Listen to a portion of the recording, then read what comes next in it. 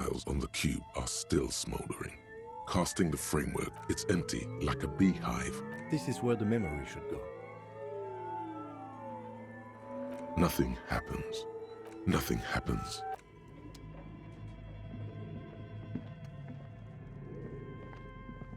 Your flashlight slides over an old green chalkboard covered in scribbles, sketches, and schemes like some ancient cave mural.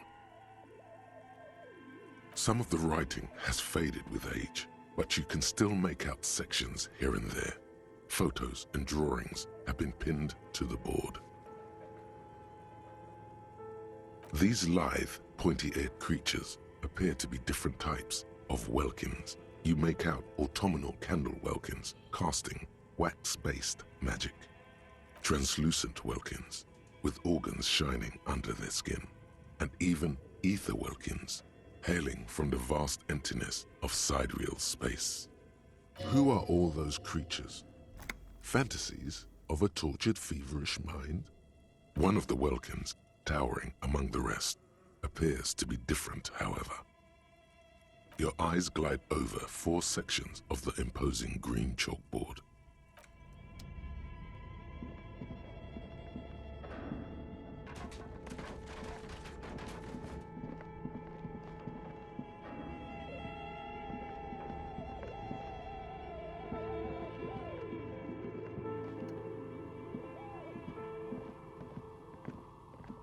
Oh, it's you again. Are you looking for a die? I'm listening. You mean Mr. Fabron, the taxidermist? No, he mostly just did drugs. But what drugs exactly? Anything else? Good. I hope it clarified things a bit. What else?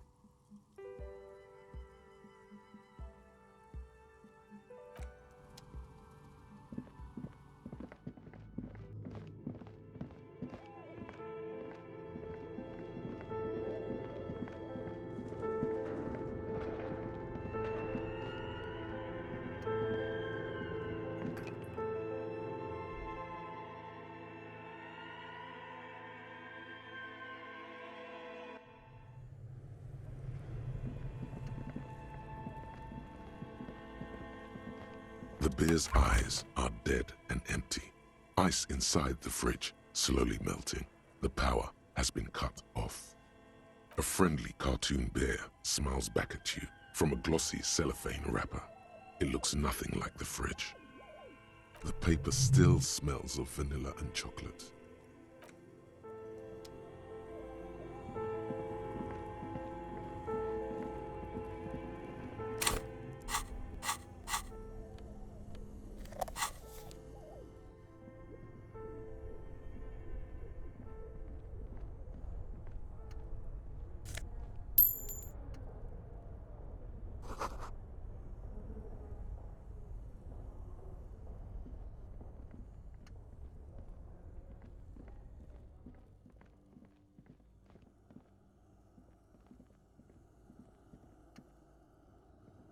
A few bricks have fallen off, revealing a compartment behind the wall. It's too dark to see in. Seems like an old bunker from the revolutionary period. Look at all those rifles.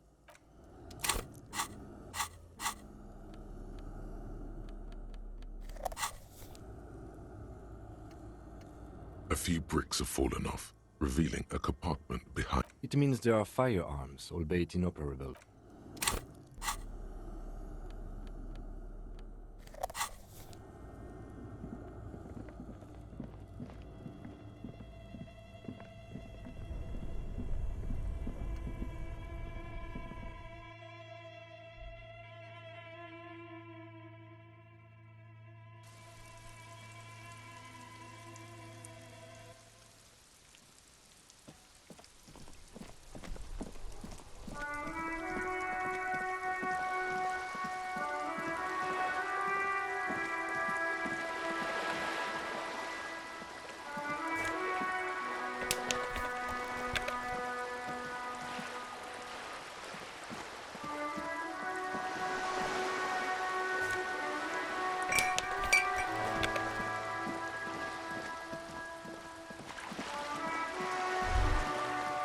Whoa, what have we here?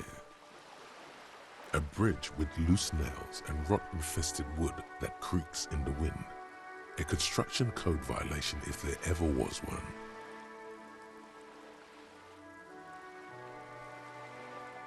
True, they never cleaned up the war damage. The rest of Revachol looks better, though. The bridge is fine enough. Locals use it all the time, after all. It's nothing to worry about. Shall we?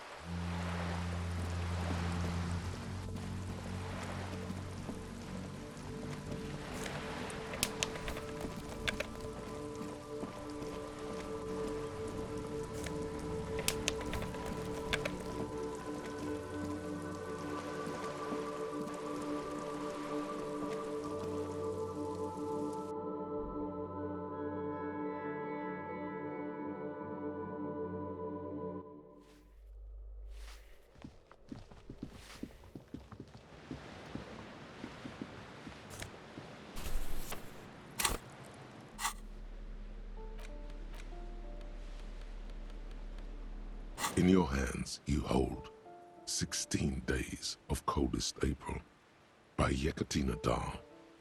The cover image shows a row of concrete apartments above which span a black and white rainbow. Indeed, the book is unusually heavy in your hands, as though the cover were lined with lead. It would do that in Grad. You flip through the book. The pages are thinner than you realized, and the type quite small and tightly set. It's nearly 600 pages long. Real art is dense and difficult. If it didn't feel like you had to wrestle a suicidal bear to get through it, you weren't really reading. The back cover is dominated by a black and white photograph of the author. She can't be much older than her mid-30s in this photograph, and yet, from this cover, the eyes of a sad old woman stare back at you. In cold, detached prose, the author describes a scene from one of the Yugograd riots in the 20s. Youths overturn motor carriages and set trash cans ablaze, while heavily armored guardsmen dash in and disperse them in a flurry of baton blows. The Yugograd riots took place from 27 to 29. Fueled by ethnic unrest and the state's repressive tactics, these events are often seen as marking the end of a brief period of liberalization known as the Yugograd Spring.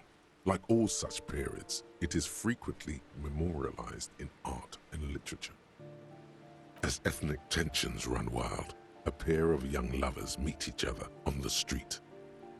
Somehow, in the middle of all the chaos, they manage to lock arms and look into each other's eyes. It would physically hurt you to keep reading. Are you sure? Fuck it. Do it. It can't be worse than what you've already felt. They go through a brief and somewhat awkward love affair, and in the end, they betray each other and succumb to the absurdity of Gradian life. The man becomes a lens grinder, completely abandoning his former existence. He toils through the daily drudgery at the Lenka polyfabricate. Happiness and fulfillment have eluded him his whole life. And, in the end, he has nothing to do but dedicate himself to the craft. She spends the next several decades standing at a conveyor in a Sosnovo fish processing plant. The smell of fish guts slowly seeps into her hair and skin, as every single one of her dreams dies, one by one. The memory of their short time spent together tortures the former lovers ceaselessly until the end of their days. Years pass in solitude, their bodies growing ever more decrepit. As life leaves their remains between the soil sheets, their final thoughts are filled with regret. Good stuff. I fucking loved this.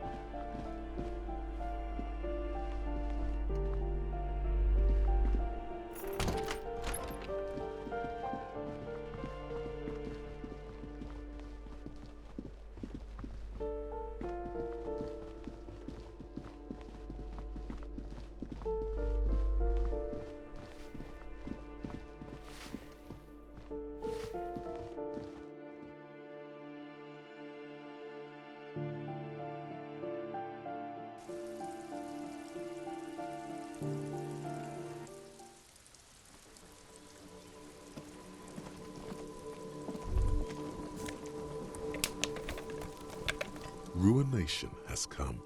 The broken arches betray the once grand history of this building. It towered over the harbor until it happened.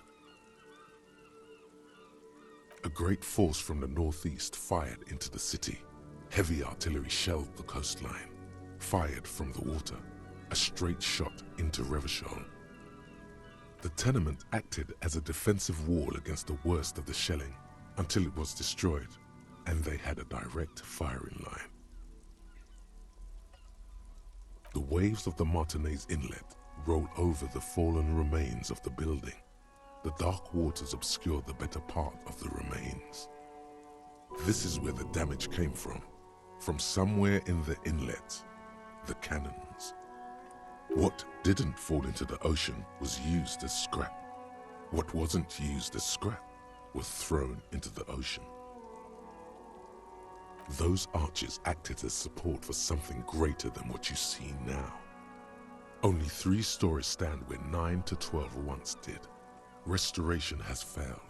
What the shelling took out was never rebuilt. A fleet, the combined armies of Occident and Grad, with Mesk volunteers, a 5-nation army, hundreds of vessels. They massed airships further down in the Bay of Revachol. The artillery was so powerful. The ships not only required gyroscopic stabilization, they were anchored into the ocean floor as well. Many are still there to this day. If you squint, you can just barely see the shadow on the water, far in the northeast. Cannons still ready to placate Revachol. The coalition, but that was a long time ago. I think we should move on. It's chilly up here. He fears the discussion might lead to disagreements, as it often does.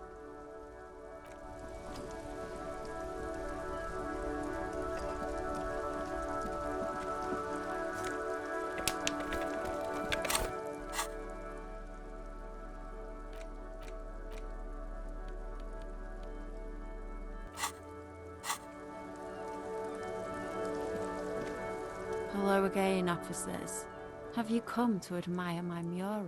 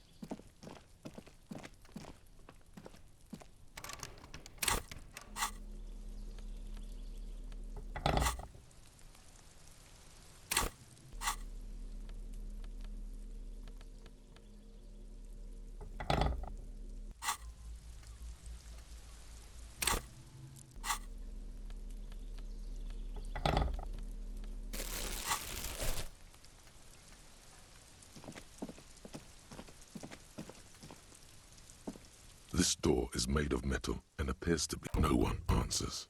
Let's go.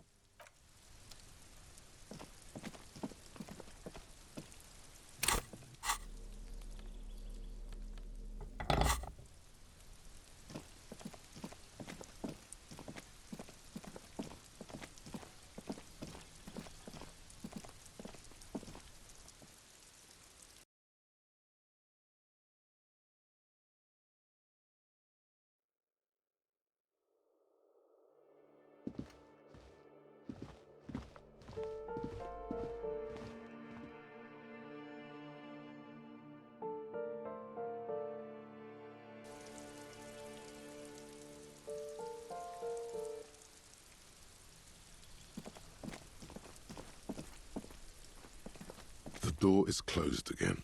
Nothing to do here anymore. You hear someone inside, walking from room to room. Whoever lives here must be back home.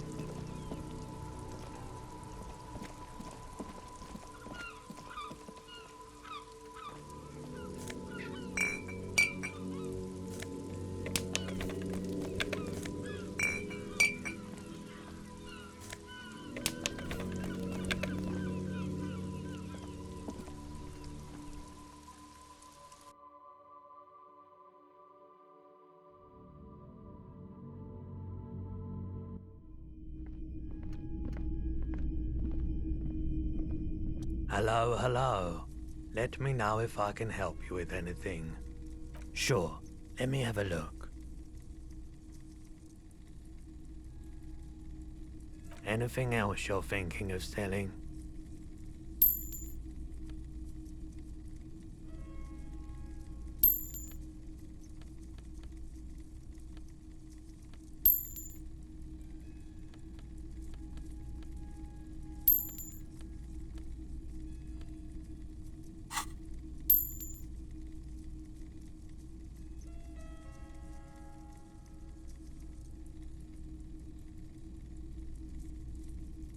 Another time, perhaps.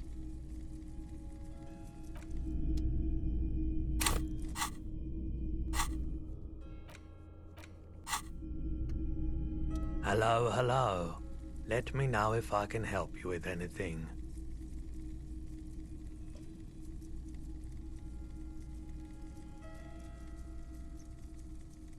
Sure thing. Sure, man.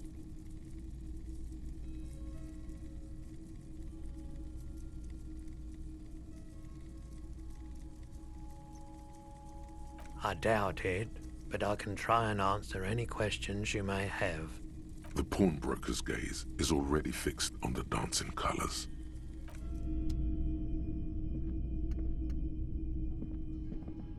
Wow, a very large red t-shirt with an impressive print stands out from the other garb.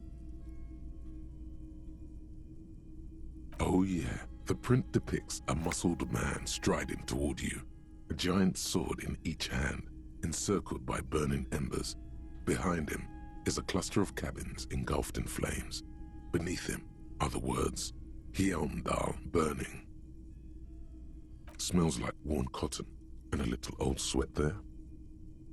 Worn cotton with a side of flea market or trash bin.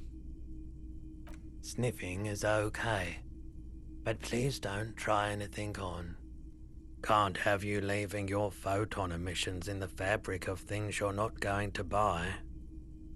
You're not imagining it. Photon emissions? What is he talking about? Hell yeah, man. I don't usually carry printed tees, but this one was just pure exemplar. I wouldn't go so far as to say that I'm a fan, but I do think the Hyum saga is an integral part of our shared reality. Most people don't think that the man from Hyumdal really existed, but they're wrong. I mean, even if the man from Hyumdal didn't exist before the adventure novels, the stories have made it so that he has. It's simple, really. Okay. You sound skeptical. It's not that complicated. All that's required is a more robust understanding of cause and effect. Besides, I've been to Kotla, though not quite as far north as the Hyumdal, and watched northern lights travel across the sky. Very unique, energetic tides there. His theory isn't exactly incoherent, but its logic does suggest some unusual neural activity. Interesting. Very, very unique energies indeed. Geomagnetic ley lines, one might even say. Stop talking about this nerd stuff. It will make you weedy. Buy the damn shirt already. It's powerful. 2 real. That's dirt cheap. But why?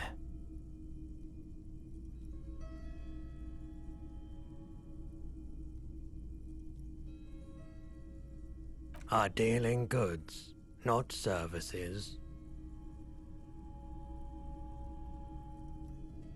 Welcome to Hyumdal, officer.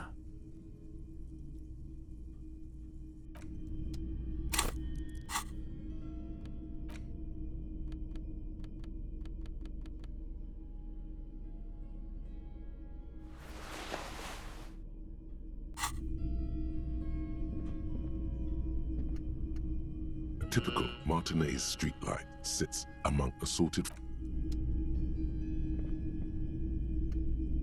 You see rows of toy soldiers. Try to find something pretty and cool here, then use it to win her back.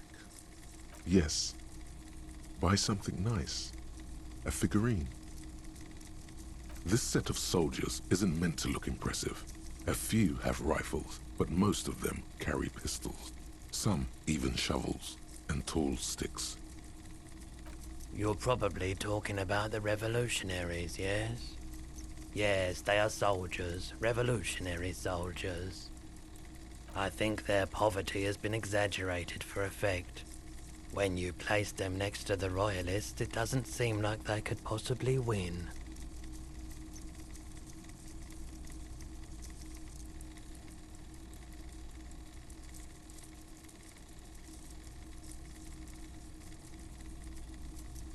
Maybe.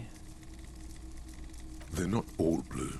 These figurines also wear gold coats and caps, complemented by orange trousers. They are variously posed, wielding swords and rifles with bayonets. This is what the loyalists looked like, yes, at first. Then they wised up and got camouflage. Which ones? Ah, those. Yes, they are. I find the paint job a bit gaudy, but children like the bright colours indiscriminately. Big men on big horses, clad in lamella armor and carrying flintlocks, the kind that would mow down a line of enemy soldiers in the blink of an eye. Franco-Nigerian knights. I used to be very serious about these guys. A long, long time ago.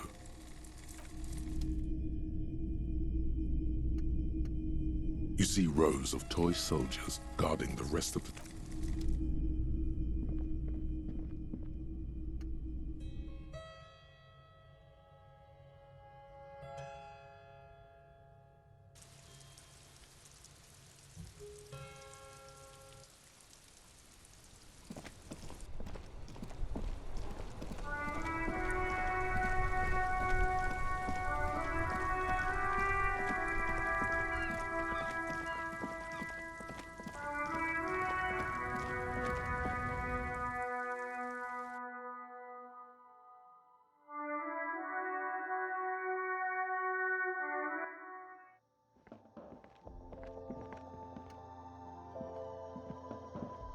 Is this about the questions again? Because I don't really know anything.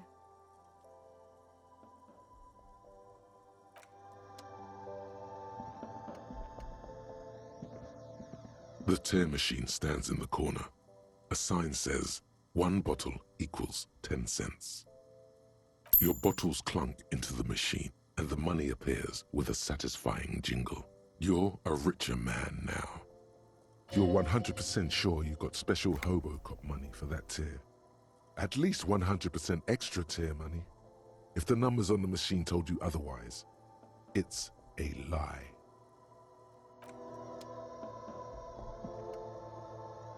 The tear machine stands in the corner. A sign says, 1 bottle equals 10 cents.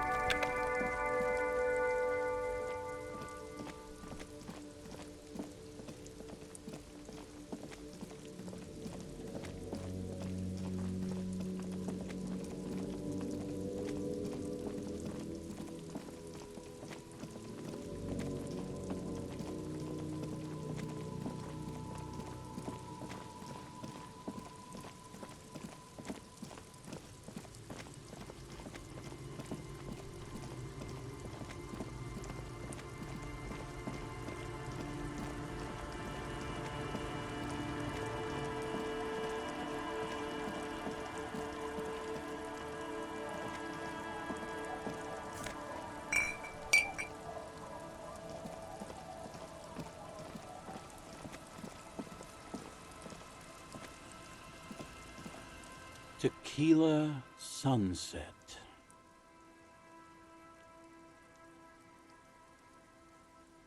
He breathes in deeply, preparing his recitation. The tale there are many. Are you telling us? Shut the fuck up. The streets in the heart. Our heroine what she doesn't know is that her piece is about. What? No. With no head on his shoulder. Yes. Gertrude Het made. Tell him about. Fuck, Rose. What? I read the... Right. The wind. 2 women stand. The women are. Don't turn it. When she spot there, Ula make her body is never recovered.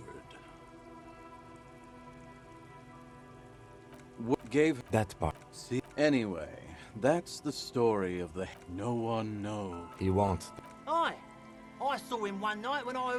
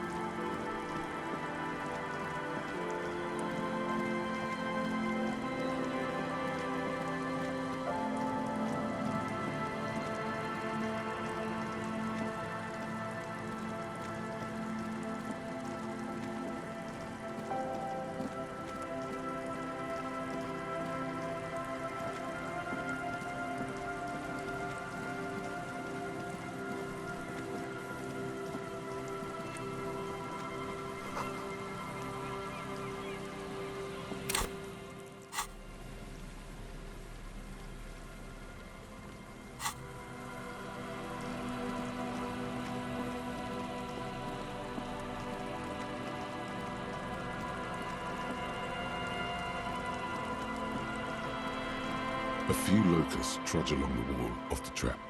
The rest are piled in a heap in the corner, dead. No phasmid anywhere.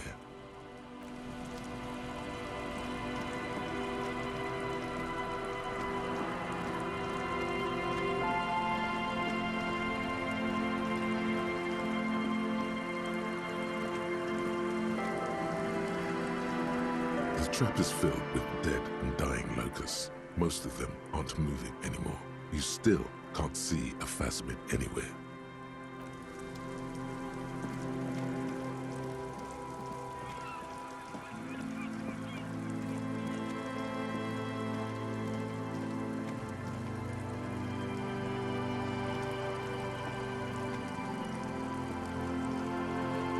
Always my pleasure to be of assistance to the RCM.